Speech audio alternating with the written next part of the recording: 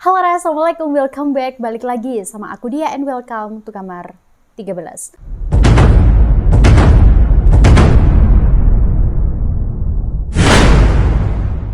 Oke, arah kamar 13 ku sayang. Perang antara Rusia dan juga Ukraina sampai saat ini memang masih menjadi perhatian dunia. So, sebenarnya permasalahannya ini adalah dari Ukraina, Rek.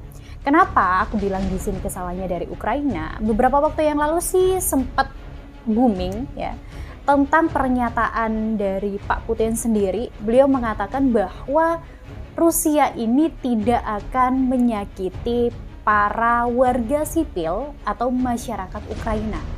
So, di videoku kali ini aku akan bahas, jadi jangan lupa untuk kalian klik dulu tombol like, comment, share ke teman-teman kalian yang lain, dan jangan lupa untuk nyalain lonceng notifikasi kalian, biar aku semakin semangat untuk upload videoku berikutnya. And well, check it out.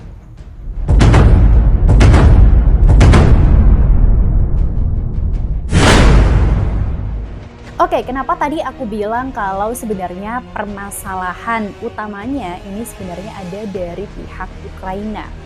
Kalau kalian udah lihat kontenku sebelum-sebelumnya, di situ aku udah memaparkan banyak banget bahwa ternyata memang Ukraina ini adalah sebuah negara yang memang belum sah menjadi anggota dari NATO, Rek. Di sini, NATO memang tidak bisa menjanjikan kepada Rusia, istilahnya masih memberikan pintu ataupun juga peluang kalau misalkan suatu saat Ukraina ini gabung sama NATO, ini bisa-bisa aja gitu. Padahal Ukraina ini sendiri adalah sebuah negara di mana banyak banget masyarakat-masyarakatnya dia yang memang masih menjadi satu budaya lah sama Rusia. Karena memang Ukraina ini sendiri adalah sebuah negara di mana perpecahan dari Uni Soviet. So, kalau kalian udah lihat juga kontenku yang bahas tentang NATO, di situ juga aku udah maparin sih, Rek. Kalau memang NATO ini adalah sebuah organisasi yang memang melawan ancaman dari Rusia, terutama untuk negara-negara Eropa Timur.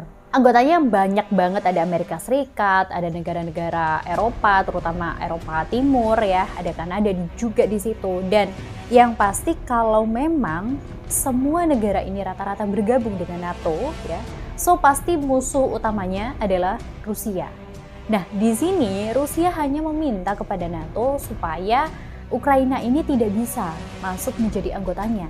Karena gimana pun juga mereka ini masih bisa dikatakan satu rumpun gitulah. Oleh karena itu, kenapa di sini Putin tuh paling anti banget sama NATO. Apalagi di sini NATO pakai acara segala buat ya ngirimin bantuan militer sama Ukraina. Bantuannya kemarin udah aku paparin banyak banget kan, Rek.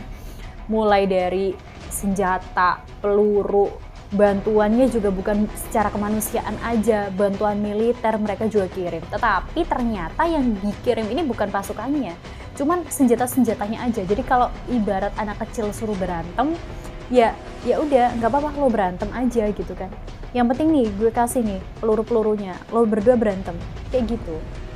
Memang beberapa berita ada yang simpang siur tentang kekalahan dari Rusia. Jadi di sini pemerintahan dari Ukraina pun juga terang-terangan dia menjelaskan kepada media bahwa tentara Rusia udah dipukul mundur sama tentara Ukraina. Banyak banget kekalahan-kekalahan Rusia yang memang ternyata dimenangkan oleh Ukraina. Tapi kenyataannya pada dasarnya di lapangan ya kenyataannya nggak seperti itu, Raya. Putin cuman ketawa aja sih waktu penjelasan itu dikeluarkan oleh pemerintahannya Ukraina gitu. Di situ pun Putin nggak banyak omong ya. Di situ pun Putin juga cuman bilang kalau udahlah jangan terlalu berimajinasi tinggi banget gitu ya. Mungkin aku sih nggak tahu ya di sini memang Ukraina malu apa gimana. Tapi yang pasti mereka tetap memberi pernyataan bahwa Ukraina menang dalam peperangan antara Rusia dan juga negaranya.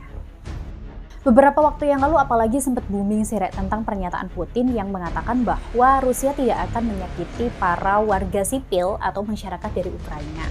Di sini Rusia hanya mengincar para pemimpin atau pemerintahnya Zelensky. Karena memang presidennya Ukraina, Volodymyr Zelensky ini adalah seorang komedian atau seorang pelawak yang memang ternyata keturunan orang Yahudi. Selain itu, di Ukraina ini, Rek, ternyata juga terbentuk sebuah kelompok neonazi. Atau secara bahasa neonazi ini adalah sebuah kelompok yang memang tidak menyukai orang-orang yang memiliki ras atau hubungan dengan Rusia. Sementara di Ukraina ini sendiri, ternyata orang-orang ras Rusia atau masih keturunan sama Rusia ini menempati beberapa wilayah di wilayah Ukraina seperti di Crimea, ya, Donbas, Lugansk, Donetsk. Ini adalah penduduk Rusia. So hal ini sendiri memang menjadikan Rusia kenapa dia agak terusik sama pemerintahannya Vladimir Zelensky. Apalagi kalau tadi seperti yang aku bilang ya, background dari presidennya Ukraina ini adalah seorang pelawak. Dia orang entertain yang memang katanya banyak yang membicarakan bahwa Volodymyr Zelensky ini tidak memiliki basic politik sama sekali. Istilahnya kalau memang Vladimir Zelensky ini dalam bernegara, ini memang patut dipertanyakan kebijakan-kebijakannya. Apalagi agamanya ya. Karena memang Vladimir Zelensky ini basicnya sendiri adalah keturunan Yahudi. Oke, jadi hari ini aku bakal bahas tentang perang Rusia dan juga Ukraina ini dari sudut pandang agama. Nah, karena memang aku sendiri Muslim ya, Jadi di sini aku gak mau bahas terlalu jauh banget, terutama sampai memandang dari sudut agama lain ya. Aku melihat dari sudut agamaku sendiri, yaitu Muslim. Yang memang banyak sekali pernyataan-pernyataan di media sosial bahwa adanya perang dunia ketiga ya. Ini katanya sudah dituliskan di dalam Al-Quran semenjak 1400 Masehi yang lalu. Nah, perang Rusia dan juga Ukraina ini disangkut pautkan dengan yang namanya kaum bangsa Rum. Dimana perlu kalian ketahui bangsa Rum ini adalah bahasa lain dari bangsa Romawi. Oke, di videoku kali ini aku memang lebih ke fokus dalam pembahasan ada sebuah negara yang penduduknya mayoritas ini adalah umat Muslim yang ternyata terus terang membantu Rusia dalam melawan Ukraina. Jadi coba kalian bayangin, ada sebuah negara yang mayoritas penduduknya adalah penduduk Muslim ya, dan negaranya ini mengirimkan bantuan pasukan untuk Rusia dalam melawan Ukraina.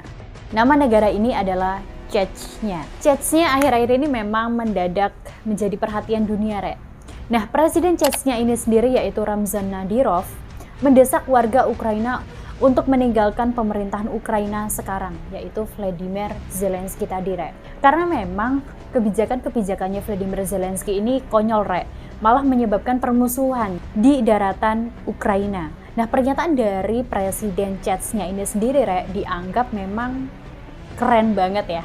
Keren banget, banyak yang menyoroti. Karena memang kalau kita lihat, Chechnya ini sendiri memang sebuah negara yang gak gede-gede banget, Wilayahnya cukup kecil ya, memang ada di sekitaran Rusia. Tapi ternyata negara sekecil ini, dia mengirimkan 12.000 pasukan untuk Rusia buat melawan Ukraina. Dalam sejarahnya sendiri, tahun 2007 presiden dari Chechnya yaitu Ramzan Kadyrov ini diangkat langsung oleh Vladimir Putin sebagai pemimpin Chechnya. Backgroundnya sendiri ternyata presiden dari Chechnya yaitu Ramzan Kadyrov ini adalah seorang laki-laki kelahiran di sebuah pemukiman Senteroy pada tanggal 5 Oktober tahun 1986. Kadyrov sendiri adalah seorang keturunan langsung dari klan yang paling dihormati di wilayah Chechnya. Ramzan Kadyrov ini sendiri memang memiliki keturunan yang bisa dikatakan keturunannya ini sangat dihormati dan sangat ditakuti di Chechnya maupun juga di Rusia. Dan bukan hanya sampai di situ, ternyata Ramzan Kadyrov ini juga memiliki milisi yang sangat mematikan dan juga sangat ditakuti. Milisi ini dinamakan Kadyrovsky. Nah, di sini ditambah lagi dengan pernyataan dari Ramzan Kadyrov bahwa Chechnya mengirimkan bantuan dan siap membantu Rusia mati-matian terhadap Putin dan juga Rusia. So, sebenarnya siapa sih background dari Chechnya ini sendiri? Chechnya ini sendiri adalah sebuah negara dengan pemerintahan berbentuk republik di sebelah barat dayanya Rusia. Jadi bisa dikatakan masih menjadi daratan Rusia lah. Nah, kalian tahu nggak sih, ternyata semua pejabat negara dan juga menteri-menteri yang ada di Chechnya ini wajib banget sholat berjamaah setiap subuh dan juga maghrib. Kalau enggak, mereka bakal dipecat dari jabatannya.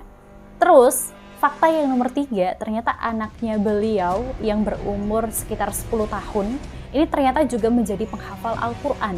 Nah, fakta yang keempat, ternyata Ramzan Kadyrov ini sangat cinta sekali terhadap ulama, dan memang dia dikenal sebagai pemimpin yang sangat cinta sekali dan sangat dekat dengan ulama-ulama yang ada di sana. Nah, walaupun dia tuh kelihatannya tegas, keras, tapi ternyata presiden ini tuh ya, ternyata sosok yang lembut, bahkan sama orang-orang yang ada di sekitarnya. Banyak juga orang-orang yang bersaksi bahwa Kadyrov saat tidak berbicara, saat melamun gitu, mulutnya tuh menggumam sholawat, Tapi ada salah satu pernyataan Putin juga yang cukup mengerikan di sini, bahwa Putin mengatakan takdir kiamat adalah urusan Tuhan, tapi kalau kiamat negara barat adalah urusan saya. Dan kita kenal bahwa Presiden Putin ini tidak pernah main-main dalam pernyataannya. Karena memang ya akhir-akhir ini aku juga dengar berita, ternyata negara-negara barat itu membuat pernyataan yang jujur ya, sebagai orang Islam tuh aku kayak langsung gitu loh. Karena memang di sini mereka tuh bilang kalau sebagai negara orang berkulit putih dan juga bermata biru, Ukraina itu tidak pantas untuk menerima invasi. Ya emang sih aku sendiri juga setuju dengan pernyataan itu. Tapi di sini ada penambahan kata-kata yang akhirnya buat aku kayak langsung tarik nafas panjang. Karena memang negara-negara Eropa mengatakan, membandingkan dengan rakyat-rakyat Palestina yang ada di sana.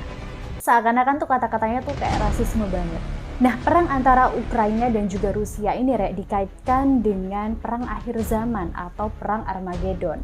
Nah, perang ini sendiri dipercayai oleh para ulama ada sebuah bangsa Rum atau bangsa Romawi yang memang akan membantu umat Islam dalam peperangan akhir zaman nanti.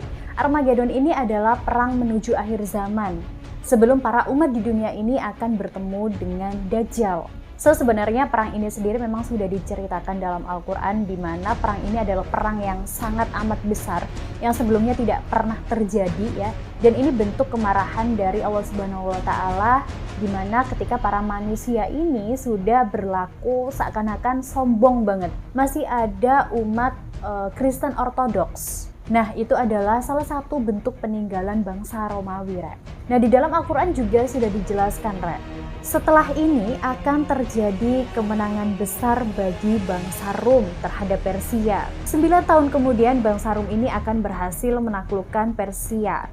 Dan 9 tahun ke depan bangsa Rum ini berhasil menaklukkan Persia.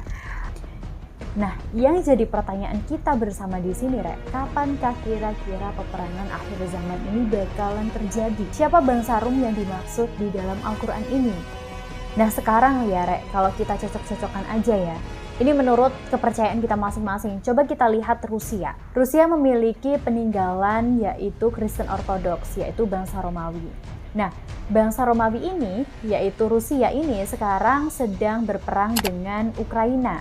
Nah, Ukraina ini sendiri dipimpin oleh Volodymyr Zelensky, yang dimana latar belakang backgroundnya dia adalah orang-orang Yahudi, yang mayoritas penduduk Chechnya adalah orang-orang Muslim. Cerita ini sangat mirip dengan penggambaran yang ada di surat Ar-Rum. So, kira-kira gimana, menurut kalian antara Rusia, Ukraina, Chechnya disangkut pautkan dengan surat Ar-Rum yang sudah dituliskan di dalam Al-Quran beberapa masa yang lalu? Apakah kira-kira memang ada hubungannya? Silahkan tulis di kolom komentar.